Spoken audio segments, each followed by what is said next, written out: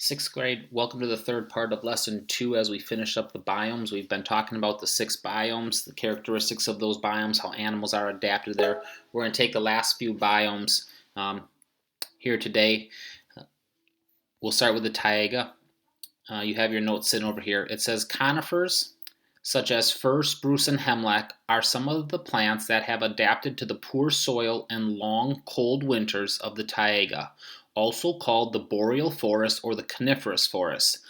A few deciduous trees and small shrubs also grow here.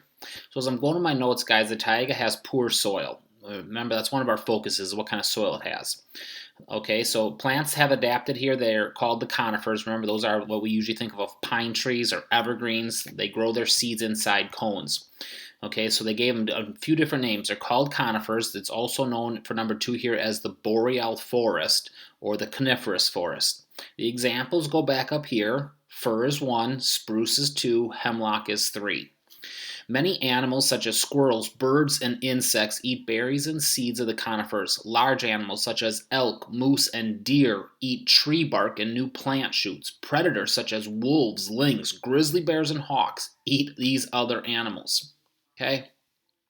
Then you have a picture here. It says the long, thick hair of this caribou helps keep it warm during the long taiga winters. So, guys, I asked you to start to list some animals. There's about 10 there. I asked you to give me 6 of them through there so you have an idea.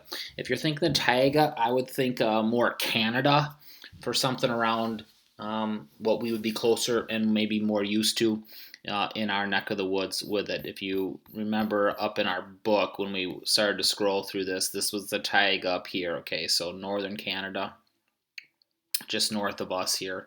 To be able to get an idea of what we're going to talk about today. So we're going to hit out the taiga today, then we're going to hit the grasslands. Those would be the yellow things in here for us in America, Wyoming, Dakotas, things like that.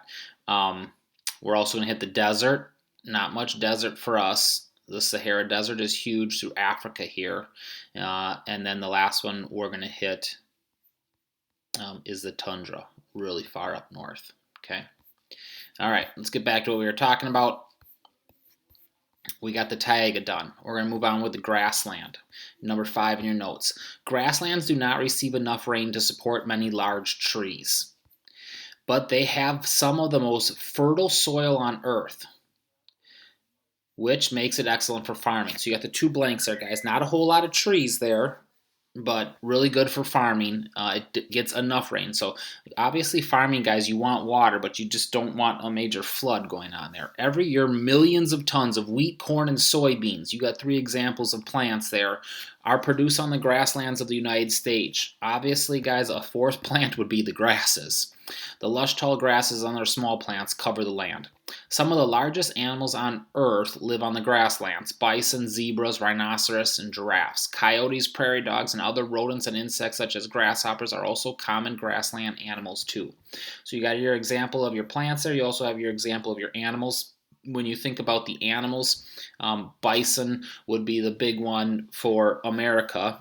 Prairie dogs and coyotes too. You think of the savannas in across the continent of Africa. That's where you'd have your zebras, rhinoceroses, and giraffes. Okay, so you're getting an idea as we talk about these different biomes. The characteristic is decent soil, but not so much rain. Can't support big trees, and so you have the grassland there. All right, let's finish up. We'll get the tundra and the desert. An important feature of the tundra is its permafrost. A permafrost is a layer of permanently frozen soil just beneath the surface. So that's number 8 in your notes, guys. What happens is it's cold, I'm just going to say 10 months out of the year. And that's probably an exaggeration. But so the ground always stays frozen a couple feet down. Even in the summer, guys, the heat does not penetrate down far enough to get there. If you've ever been to Mequon Nature Preserve, they heat their building by running water that they have pipes buried in the ground. So they dug down about 6 to 10 feet, guys, and the ground, no matter what season, is about 60 degrees and 6 to 10 feet down in Wisconsin. Okay, so the cold doesn't get down that far normally, and the heat doesn't get down that far. Now, those obviously can be some exceptions depending on the weather, but that's the permafrost, guys.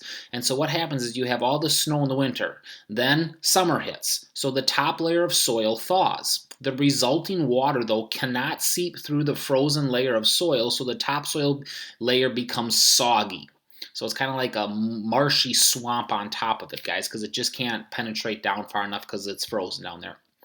The cold temperatures, high winds, and short growing season, number 9 in your notes, of the tundra limits plant growth to short shrubs, grasses, mosses, and very few short trees.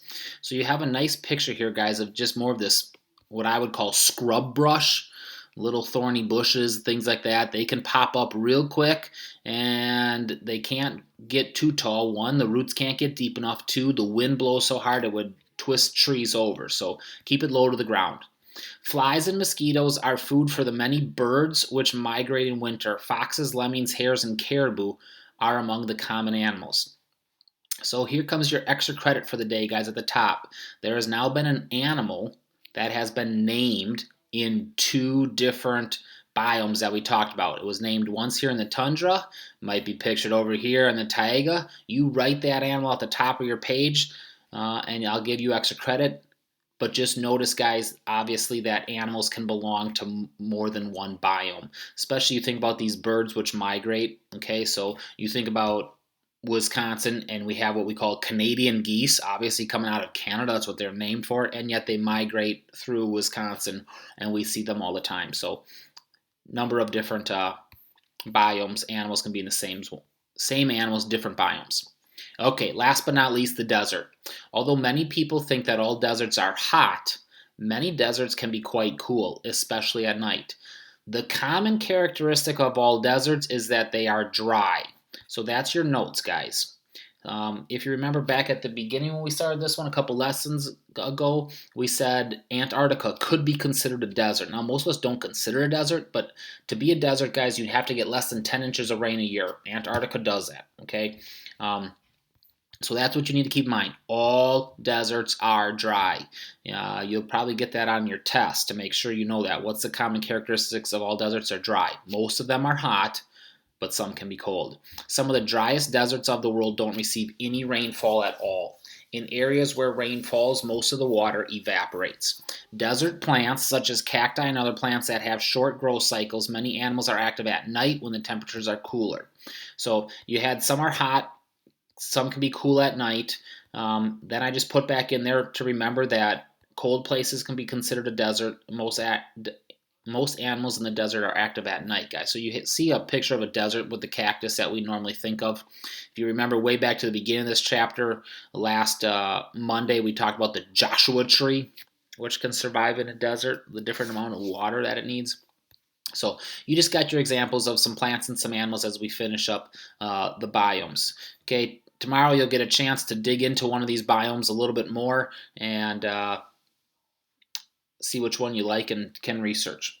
Okay, that brings us to the end of lesson 2. So you got your notes filled in here. You got a chance for that 1 extra credit, and good luck on your worksheet. Blessings on your day.